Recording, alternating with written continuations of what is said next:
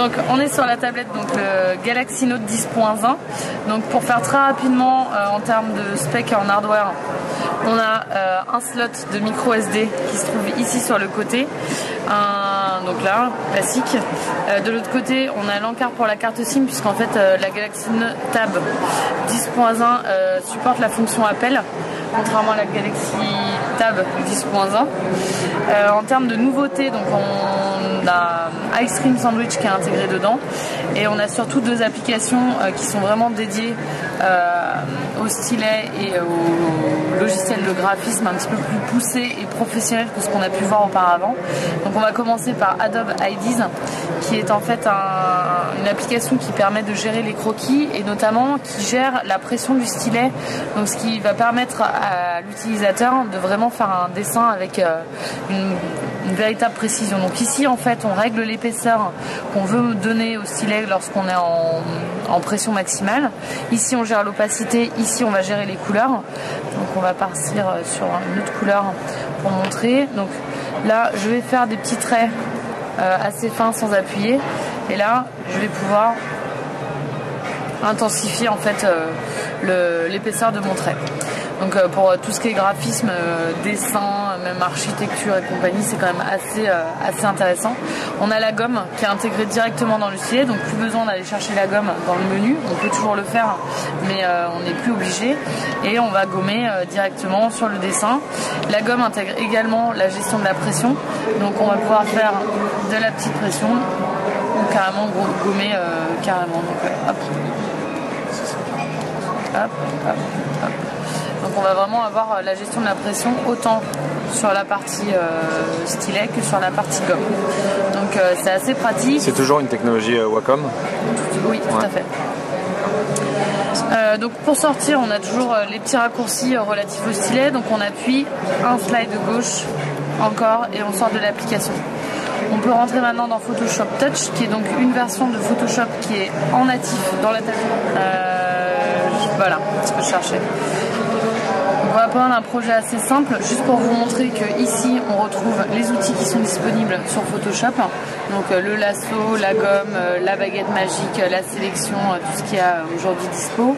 De l'autre côté, on retrouve les calques avec ici les options qu'on retrouve en dessous des calques normalement sur la version PC.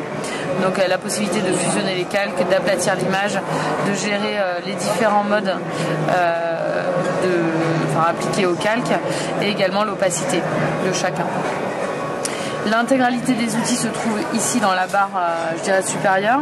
Donc ici on retrouve tout ce qui est rognage, application des flous, des fonds, des matières, des arrière-fonds et compagnie. Et également il gère, on peut mettre directement en fait une image. Donc là on va prendre Maxime. Hop. Donc il va gérer l'image, prendre l'image et la mettre directement dans un calque. On la garde, donc il gère vraiment l'appareil photo en tant que tel. Donc ça, on va le pousser, parce que du coup il m'a retiré mon arrière-fond de tout à l'heure. Donc on va le laisser. On va le laisser apparent. On va lui mettre ici moustache. Oh, on va lui mettre une moustache, ça c'est une bonne idée. Voilà, on va gérer ici en fait tous les outils, même là les contrastes, la balance de couleurs, la balance des blancs, tout ce qui est noir et blanc, sépia et compagnie, tout est géré en fait via cet outil, y compris tous les graphes de couleurs qu'on va retrouver de manière assez complète. Et ici, ça va être tout ce qui va être pour déplacer en fait les objets sur le calque. Autre petite astuce, ah oui, j'ai oublié de vous parler des basiques en fait, qui sont copie, colle, toutes les fonctions classiques se trouvent ici. Et ici, ça va être pour tout ce qui est sélection, donc inverser la sélection, sélectionner, etc.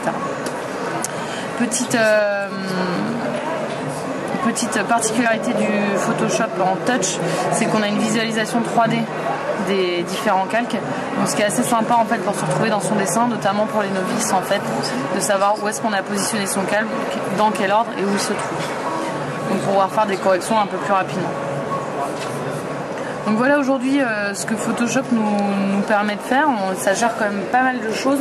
Pour les personnes qui n'ont jamais utilisé Photoshop ou qui sont vraiment novices sur cet outil, en fait ils ont mis en place toute une gamme de tutoriels pour permettre à l'utilisateur de se familiariser.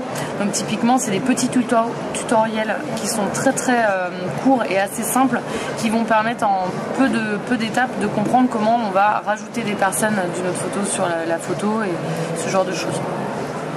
Et il y a les mini-apps qui sont... Tout à fait, les mini-apps qui sont... Donc on va ouvrir une application. Et on peut les paramétrer. Tout à fait, on peut les paramétrer. Donc elles sont ici, on peut les modifier. Alors qu'avant on pouvait pas. Tout à fait, on en avait que 5. Aujourd'hui on a une dizaine et on peut faire drag and drop. T'as pas besoin de faire ça, juste dessus ça marche. Voilà, aussi. Donc c'est assez pratique et ça permet de personnaliser vraiment toute cette barre des mini-apps.